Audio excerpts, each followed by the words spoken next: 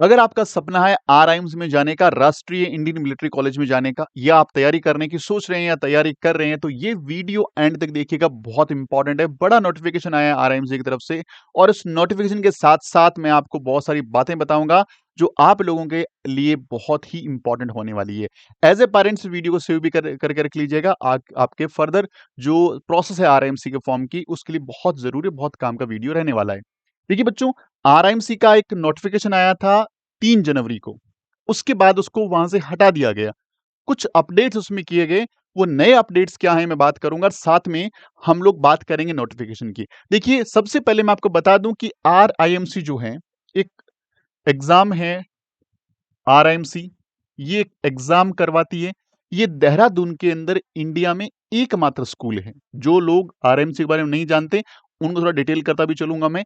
RIMC एक school है जो इंडिया में एक ही जगह है। क्लास 8th में बच्चों को लिया जाता है। इस एग्जाम को कौन से बच्चे दे सकते हैं? क्लास 6 या क्लास 7 वाले बच्चे भी दे सकते हैं। मैं आपको एक्सप्लेन करता हुआ भी चलूंगा साथ साथ में। देखिए देखिए, ये आरआईएमसी का नोटिफिकेशन है। आरआईएमसी का नोटिफिकेशन है। तो इसने लिखा हुआ है कि किस क्लास के लिए? 8th क्लास के लिए एडमिशन ले रहे हैं। कब एडमिशन होगा? यदि एग्जाम में कोई बच्चा पास करेगा तो जनवरी 2026 में उसको वहां पे जाना होगा। इस एग्जाम में ये 3 सब्जेक्ट आते हैं: इंग्लिश, मैथ्स एंड जीके।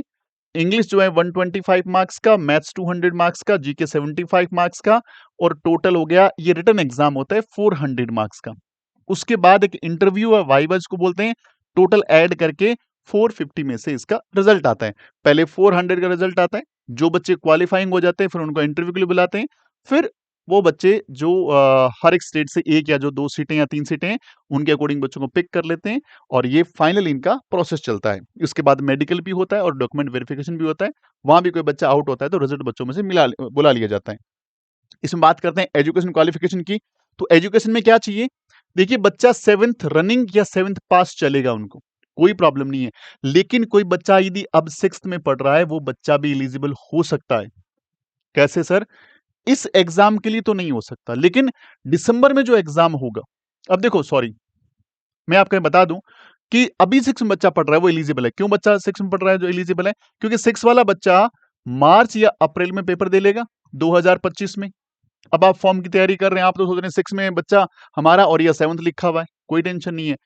आपका बच्चा मार्च या अप्रैल में जब पेपर दे लेगा, इंडिया में सब जगह लोग पेपर हो जाएंगे, तो बच्चा आपका मई, जून या जुलाई कभी ना कभी तो 7th में आ ही जाएगा।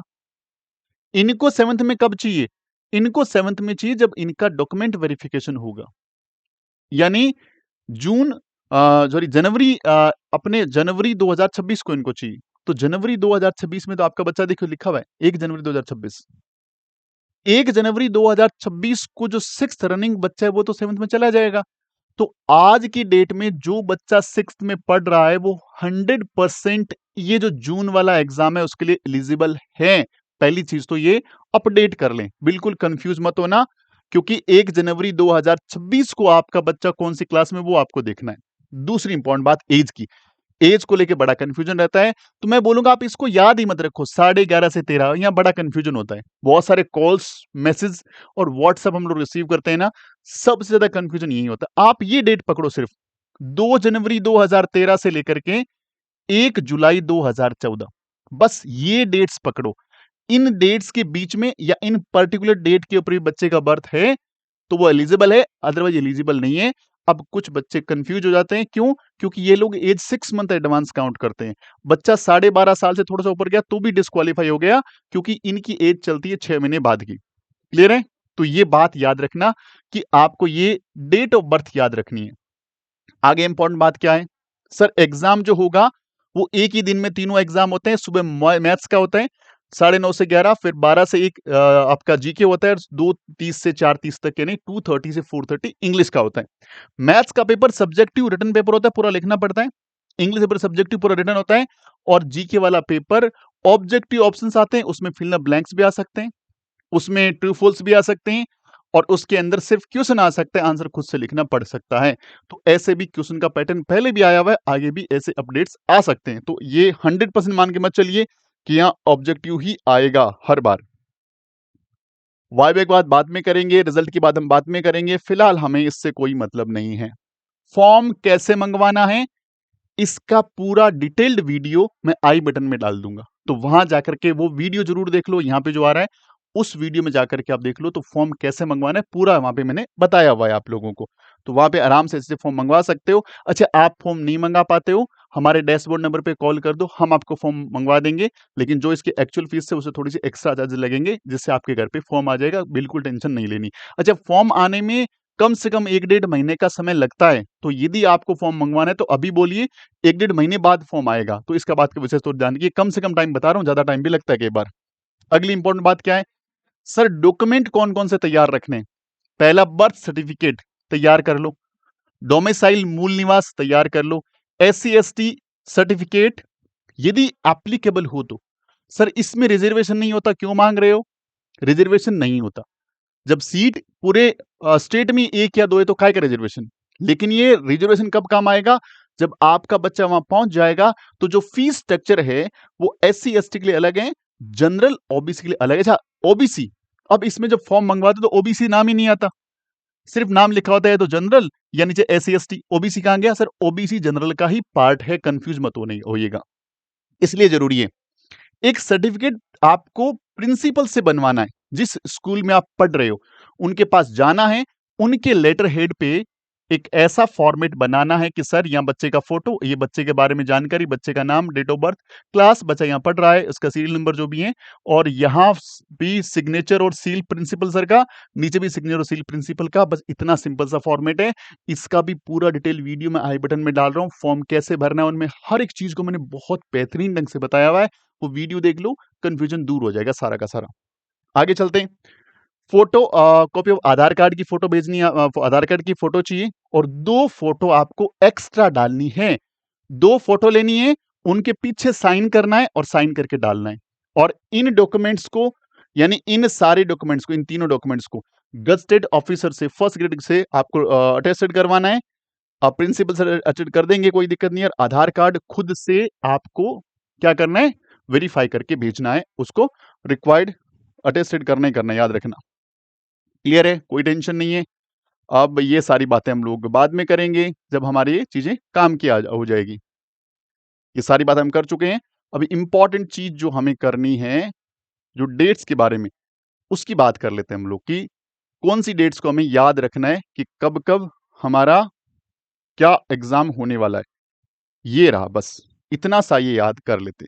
देखो बच्चों, 2 फरवरी 2025 से प्रेस नोट आया ये, और लास्ट डेट जो है कि आपकी लास्ट डेट जो है वो है 31 मार्च 2025। याद रखिएगा, 31 मार्च तक, अभी जनवरी चल रहा है, लगभग आपके पास 80 डेज है, कोई टेंशन नहीं है, 80 दिन है, 80 डेज यहां से आपके पास पड़े हैं, आपको फॉर्म सबमिट करना है। जब फॉर्म सबमिट कहां करना है उसका भी डिटेल वीडियो बनाया मैंने, कि फॉर्म भरने के बाद कैसे भरना है, कौन से एड्रेस भेजना है, उसका वीडियो, उसका लिंक मैं आई बटन में डाल दूंगा, वो वीडियो जरूर देखना। फिर भी यहां बता दूं कि फॉर्म भरने के बाद वापस कुछ लोग देहरादून भेज देते हैं, भाई नहीं भेजना। आप जिस भी स्टेट से बिलोंग करते हैं, उस स्टेट के अंदर एक कलेक्टिंग सेंटर होता है, जैसे राजस्थान के अंदर जयपुर कलेक्टिंग सेंटर है, उसी ढंग से हर एक स्टेट का कलेक्टिंग सेंटर है। जो घर पे आप फॉर्म मंगाओगे, उसके अंदर एक बुकलेट आएगी, साथ में एक 4 पेज का प्रोस्पेक्टस आएगा, उसमें हर एक स्टेट का नाम, उसका कलेक्टिंग सेंटर का एड्रेस, उसका फोन नंबर, ईमेल आईडी, सब कुछ मेंशन रहता है, तो वो गलती मत करिएगा। तो ये फॉर्म भेजने का है। एग्जाम कब होगा सर? एग्जाम होगा 1 जून 2025 को, यानी यहां से तुम्हारे पास टोटल 5 मंथ भी नहीं बचे हैं। यदि मोटा मोटी बात करें तो 140 दिन का समय है। अभी आपका काउंटडाउन स्टार्ट हो गया है। जिसका भी सपना है आरएम जाने का, दिन रात एक कर दो। थोड़े टाइम के लिए स्कूल में मार्क्स कम आते हैं, मैं हर पेरेंट्स से रिक्वेस्ट भी करता हूं कि आप कहीं भी पढ़ो, यहां पढ़ो, हमारे पास पढ़ो, कहीं पढ़ो। हमारे भी नए बैच चालू हो चुके हैं आरएमसी की रिगार्डिंग, और हमारा जून 2024 में से एक बच्चा सिलेक्ट भी हुआ है, तो वो भी हमारे लिए एक अचीवमेंट है, और हम बहुत अच्छे से काम भी कर रहे हैं। इस बार भी हमारे काफी बच्चे सिलेक्ट होने की उम्मीद है, और हम जो जून को लेकर चल रहे हैं उसमें भी हम बच्चों के साथ बहुत बढ़िया से काम कर रहे हैं। तो मैं उम्मीद है कि वहां से भी बहुत सारे बच्चे हमारे सिलेक्ट होने की लिए रेडी हैं। आप हमसे जुड़ सकते हैं, कहीं और जुड़ सकते हैं, लेकिन बोलूंगा कि बच्चों को स्कूल से थोड़ा सा, स्कूल में यदि परसेंटेज थोड़े गिर रहे हैं, एक बार के लिए कोई टेंशन नहीं है। देखिए, टाइम देना पड़ेगा। यदि किसी भी कोचिंग से आप जुड़ते हैं तो कोचिंग वाले कम से कम 3 से लेकर 5 घंटा क्लास तो आपको देंगे ही देंगे, इतनी क्लास में कम से कम आएगी। अब उसके बाद बच्चे के पास 3-4 घंटे तो होना चाहिए ना, ताकि वो खुद सेल्फ स्टडी करे। आपका बच्चा यदि सिर्फ क्लास ले रहा है 3 घंटे की और उसके बाद फ्री है, उसके बाद स्कूल में काम में लगा हुआ है, तो इस क्लास का कोई भी मतलब नहीं है। क्लास मत जॉइन कराइए, कोई मत जॉइन कराइए। क्योंकि यदि ये पढ़ रहा है और अगले दिन जब क्लास में जाएगा, तो पिछला रिवीजन करके जाना पड़ेगा, वरना इस क्लास का मतलब ही नहीं है कोई। तो इस बात का विशेष ध्यान रखें। तो लगभग सारी बातें मैंने बता दी। फिर भी कोई आपके डाउट रहते हैं, डैशबोर्ड नंबर पे कॉल कर लीजिएगा, हम आपकी पूरी हेल्प करेंगे। मैं पर्सनली आपको गाइड करूँगा कि आरएम से रिगार्डिंग किन-किन बातों का ध्यान रखना है, कैसे फॉर्म भरना है, और यदि आप कोचिंग लेना चाहते हैं, टेस्ट सीरीज़ लेना चाहते हैं, बेहतरीन से बेहतरीन टेस्ट सीरीज़ और प्रॉपर ढंग वाली बेस्ट वाली कोचिंग, जहाँ मैथ्स के सारे बैच मैं खुद लेता हूँ, मैथ्स में हम कैसा पढ़ाते हैं, ये वीडियोज़ आपको यूट्यूब मिल जाएँगे। साथ में हमारी टीम बहुत बढ़िया से काम कर रही है। उम्मीद करता हूँ वीडियो अच्छा लगे तो वीडियो को लाइक करिएगा और शेयर ज़रूर से करिएगा, मेरी रिक्वेस्ट रहेगी सारे पेरेंट्स, सारे बच्चों से। उम्मीद करता हूँ वीडियो अच्छा लगेगा आपको। अगली वीडियो मिलेंगे इसी तरह के बेहतरीन इन्फॉर्मेशन के साथ, तब तक के लिए अपना ख्याल रखिए। जय हिंद, जय भारत।